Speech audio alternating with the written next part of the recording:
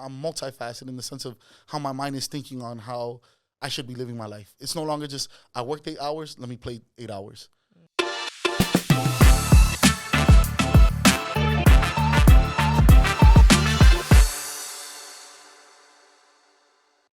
Hey trader, welcome back to another top tier interview.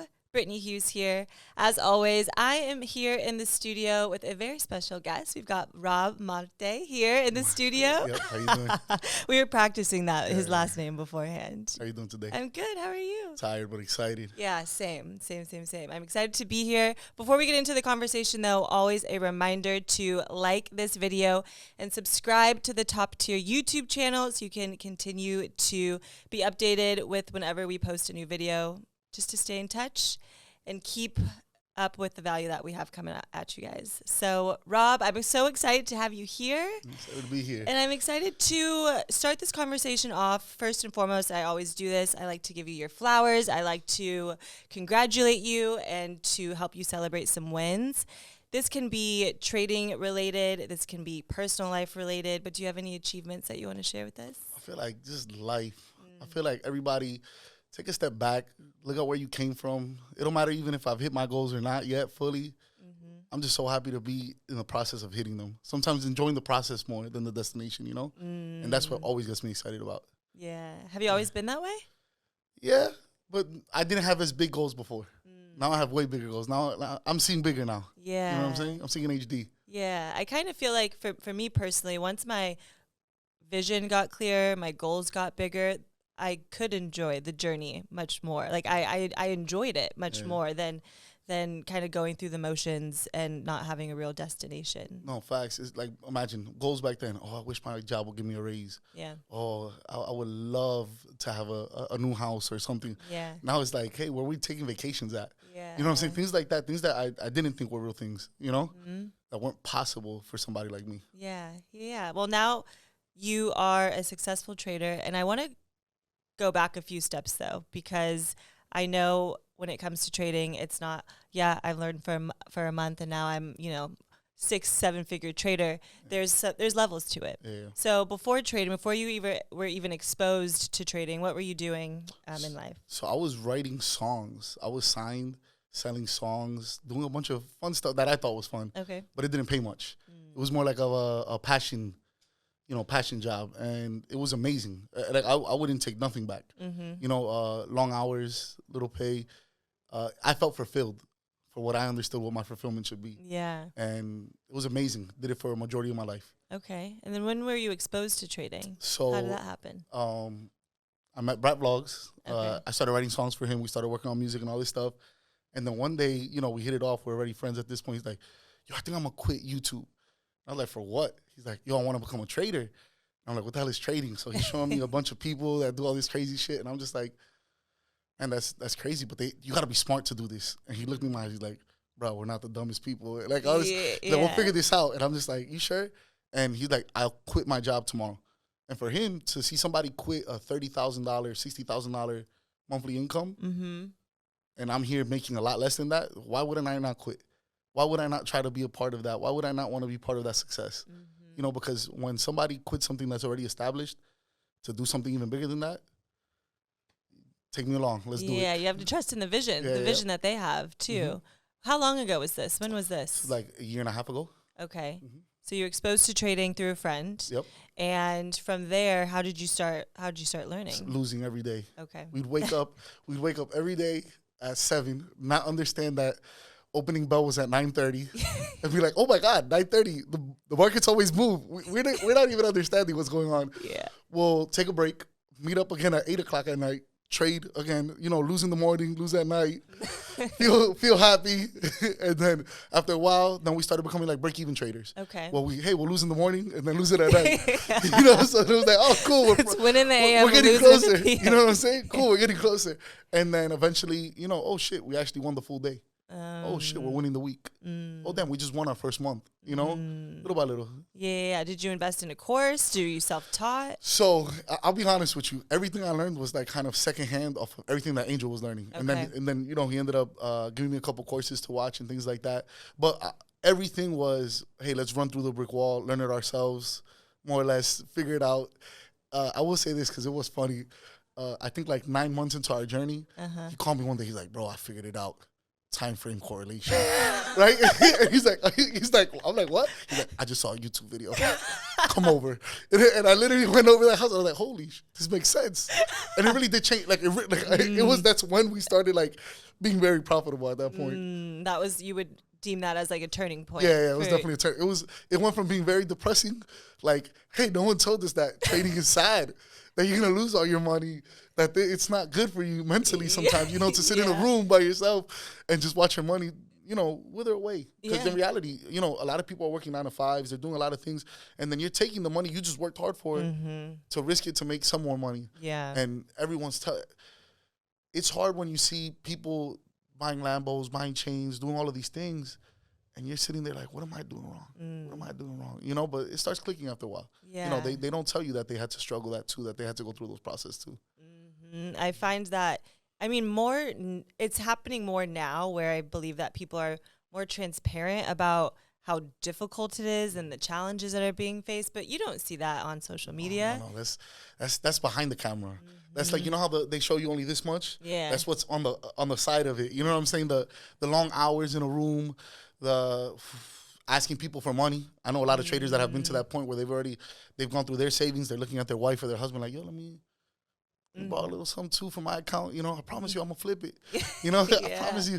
And that's part of the process. Yeah. Did you start off by trading just live accounts? So I thought it would be a good idea to go straight funded.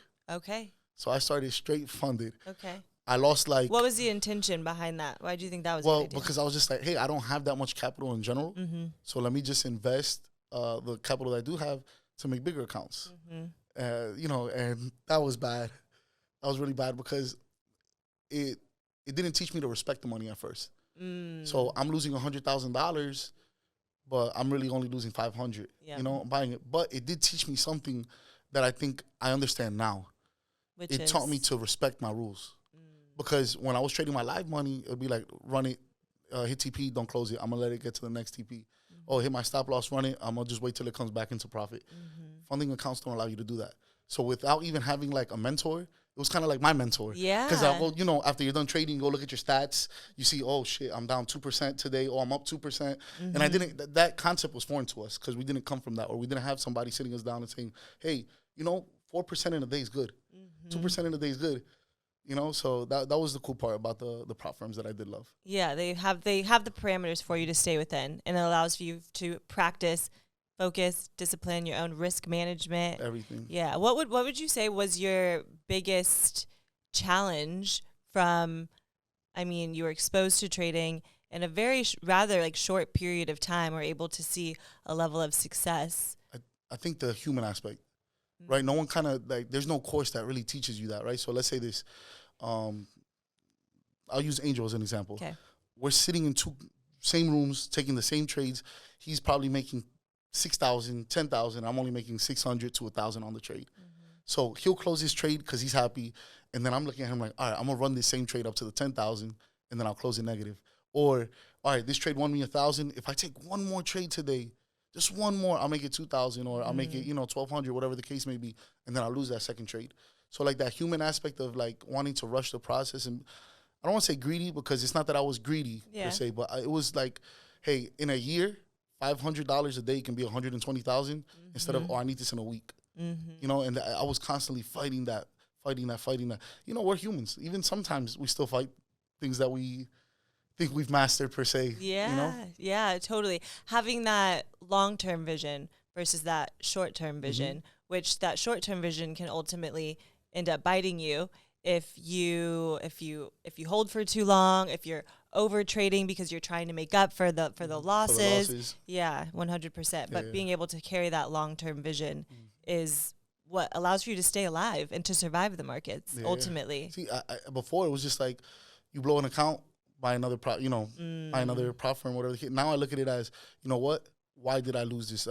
I don't even like talking about my wins. I like talking about the losses, because that's when you win, everything's good. No one says, yo, why did you win? But when you lost, you're kind of like, damn, why did I lose? You go back to your book, you see your journal, you see exactly, you wrote down why you lost, why you took the trade. You just got to put that, don't do this again. Don't do this again. Can you share one of your biggest losses or a mistake that you've made that was really notable to you? Oh man, this day was bad. It was like I'm never up at 4 a.m. I couldn't sleep. There's nothing to do. Let me just turn on, load up the markets. I don't have no idea how it moves. Opened up my live account. And what are you trading? I don't even remember what I was trading at that time. But I usually trade indices, but I know at 4 a.m, you know, they're slower. So I was probably trading some Forex pair, but I ran it up to like $9,000. I'm up, right? I take my phone out. I zone my parents. They're in DR. Hey, yo, here's $500 on me. I haven't even closed my trade. I'm like, here's $500. Enjoy it. And then the 9,000 turns to 7,000. I'm like, you know what? When it goes to 8,000, I'm going to close it. All right, now it's at 5,000. All right, you know what? When it gets to 7,000 again, I'm going to close it. And now it's 7 a.m. and I'm negative $2,000 and I'm trying to figure out. And no, negative more because you're sending people money. Yeah, negative 20. I'm trying to figure out, where did I go wrong at this? How did the day was supposed to start up $9,000 up and now it's 7:30 in the morning? I'm calling my friend that I already sent him a video like, look, I'm up for the day. And then now he's about to call me when he wakes up and be like, yo, how'd that trade go? And I'm about to be like, bro, you don't even want to know. You don't even want to know. You know, and it's the human aspect. It's the trade's not done until you close it. The money's not yours until you withdraw it. And those were things I didn't understand. I think I was just so happy to see $9,000 in a couple hours of work that I was just like, oh, look, I was buying Gucci bags already at that point. I'm like, this trade's going to go to 30 bands today. Let me see where I could go, you know? Yeah. But it's the human aspect, you know? Yeah. 1,000%. I mean, at that, you saying that, I know someone's going to be able to relate to that as well, because it comes down to, I really like what you said about the trade's not over until it's closed. Yeah, the money isn't yours until you can withdraw it. 100%. I was living with my trading money, you know, in the sense of like, oh, if it's in my account, I'm good. Now it's no longer like that. It's until I pull it out that I don't have no money. Yeah. Don't talk to me about my trading money. Yeah. Until it hits and I could physically put it into my Chase account, that money does not. That's my work. Because if that's at zero, then I can't trade. So I have to keep a certain amount of money in there to be able to keep trading, to be able to keep pulling profits. That's a good lesson. When it comes to your most notable trading memory, when it comes to like a success that you've had, do you care to share? It's funny because it's not even like a humongous win, but it's kind of when the thought process started changing with me. Which is huge. Yeah. So I had an account with like 2,000 in it, small account, whatever the case may be, and in like 8 days I had ran it up to like 10,000. But I was so calm. I felt like I wasn't letting the outside world distract me whatsoever. And I remember it was like on the 9th day or something, I just turned off my computer. I said, I don't need to trade today. I don't need, like, I am up. Why am I even going to force?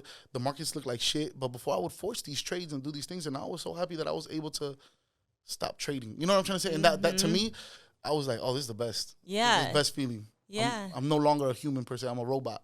It was a defining moment for you. Yeah, of self-control, ultimately. And like, I feel like that's one of those pieces where it's like I've mastered a piece of myself, right? And so when it comes down to, hold on, I lost my train of thought. How has your life changed in this short amount of time period when it comes to the mindset that you have, maybe the new disciplines that you've acquired over this time? I'll be very honest with you, and it's, you know, this is, I wouldn't even get haircuts like once. I would probably get a haircut like once every 2 months. I wouldn't care. I was the dude that would show up in sandals. Now, and it's not that I care about how I show up to places. I care about how I'm perceived, per se, now. Before, I didn't, the mindset was just like, oh, be happy with me, when I wasn't even happy with me. Like, yo, you're going to love me no matter what. No, now it's like, you know what? I love me. So now I carry myself like people, my sisters, everybody around me says it. Yo, the energy around you has switched in the last year. And it's because I finally sat and I started working on myself in something that no matter what, you can't take this away. This skill that I have, it don't matter where I'm at in the world.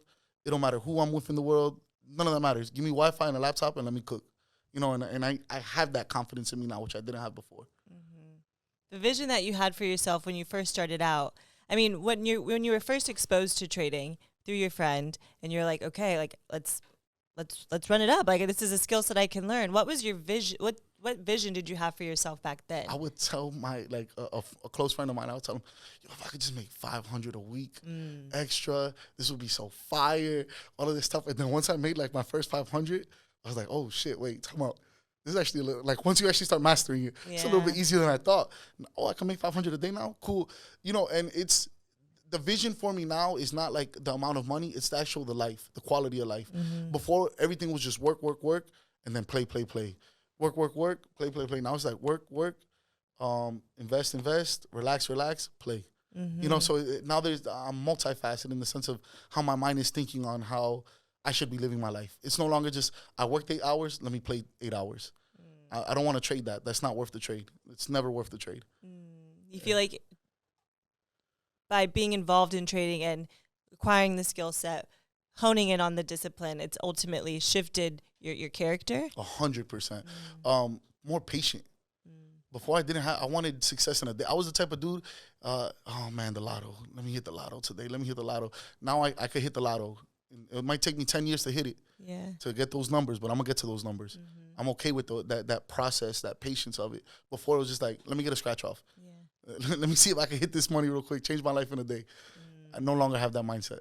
I know it's never going to be done in a day. Yeah. If you could put yourself back in your shoes, knowing what you now know about the opportunity when it comes to the markets, and what would you tell yourself back then in terms of what, let me rephrase this question 1 second. I'm trying to ask, if you were to start over again, would you do anything differently? Yes.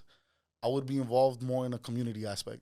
I treated it like a solo sport or like a dual sport with Angel, where it should have been more of a, let's find people who are really doing this and let's be up their butts every day. Let's annoy them every day.